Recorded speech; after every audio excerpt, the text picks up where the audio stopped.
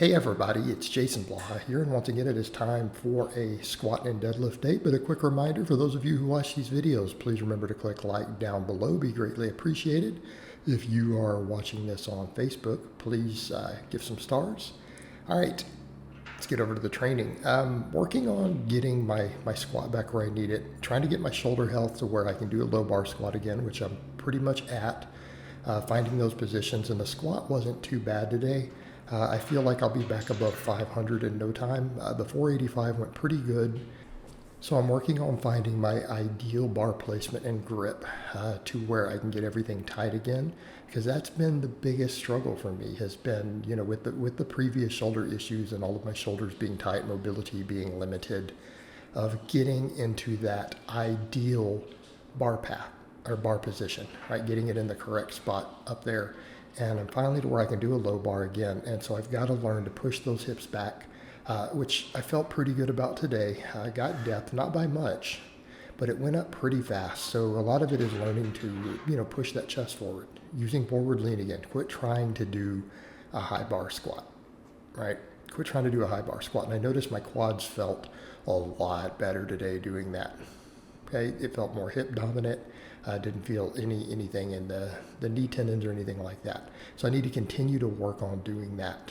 But very happy with it. I feel like I'll be back above 500 in no time on my squats, and we'll get back to making progress.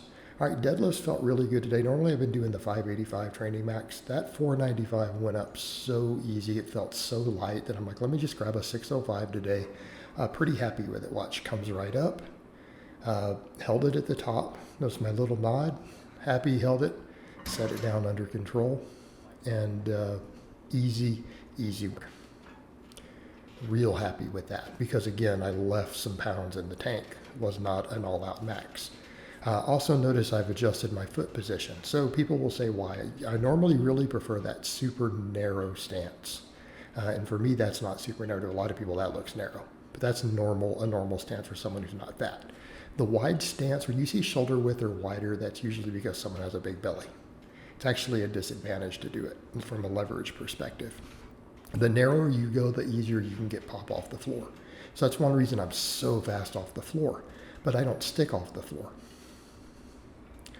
I tend to stick just below the knee, and notice I drive through that position faster if I go just a hair wider on my stance, at the expense of a little bit of loss of speed off the floor. But I'm fast off the floor. So in that case, we adjust our footing, just like we can adjust our grips to work around our strengths and our weaknesses on a bench or anything else. Same thing with squatting. So with deadlifting, we can tailor all of that to accommodate our weakest links. And if we do this, it will let us lift more weight. So in other words, if I know I'm fast off the floor and I'm weak just below the knee, if I take a foot and hip position that lets me drive through that spot easier, and having a slight disadvantage where I'm strongest, I can lift more weight. Notice the bar speed was better overall. Hey, that bar speed was better overall. Notice I didn't slow as much through that point where I missed that 619 at the last meet. All right, last meet I did 619, I missed it. It exploded off the floor. It stuck just below the knee. All right. Also in working weak links, now that I know what's going on with my squat, I can feel things a little bit better. I want to work on getting super deep here, and I want to use the belt squats to build quads. Okay. I want them to build quads. So I need to do this because it's easier on my hips. My hips are getting worked quite a bit on the squats, so I don't want any hip inflammation. So I'm going to take a nice shoulder width high bar type squat here because I'm doing the higher reps. With loading is different. Okay, I don't have to lean forward as much, so really that bar doesn't get in my way as much. I was literally thinking about removing it, but when I take that stance, it doesn't get in the way as much. Then I can focus on just the forward lean when I do the max squats, right? These things don't have to match. I just need the belt squats to build muscle. And in this case, I really got comfortable with that position. It felt really good. I got a tremendous pump in my quads, and I'm taking them into a deeper position even than I'm going on the max squats. Now I need to keep working on getting those max squats deeper, but that's a matter of finding my ideal position.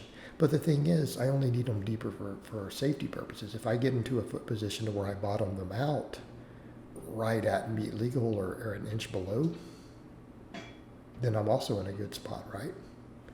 Even if it doesn't put as much stretch on the quad.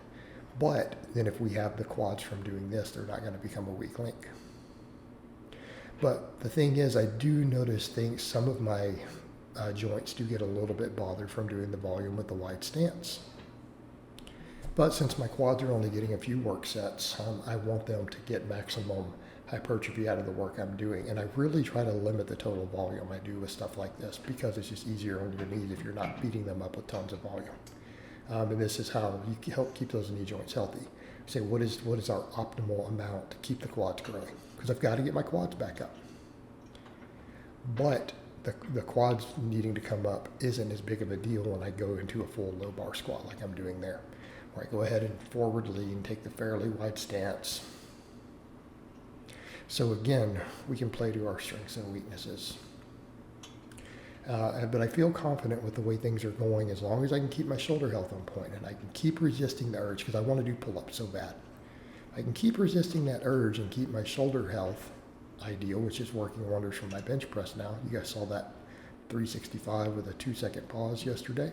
I'm real happy about that. If I can maintain that shoulder health, everything's going to be a lot better. And again, it's about being honest with what we know messes us up. My shoulder health has been harder to keep up with as I've gotten older. There are certain movements I just simply can't do. They just aggravate it. They're movements that I used to love, that I used to preach. But over time, they're just not doing me well. They're not doing me well. And I've got to keep that in perspective. And of course, we finished up. I did really high reps on the reverse hypers. Instead of 5 sets of 10, I kept the same weight I've been doing, did 15, 15, and then squeezed out 20. I ended up getting the same reps in 3 sets instead of 5. And that works. It works. Because again, deadlift's coming along. And again, these are a pivotal part of it. They're pivotal to the recovery. But overall, real happy with today's workout. Very, very happy with the way it went. I don't feel beat up from it at all. So I hope it has been informative, and I'll talk to you guys next time.